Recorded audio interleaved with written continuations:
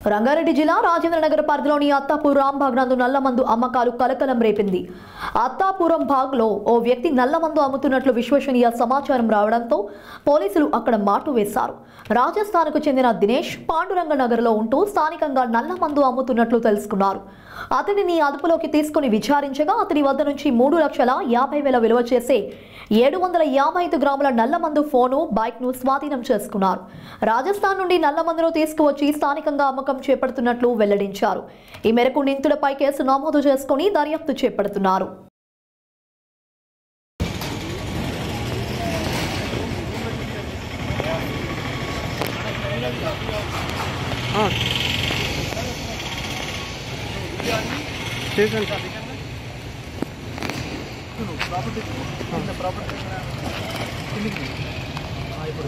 ఇప్పుడు మా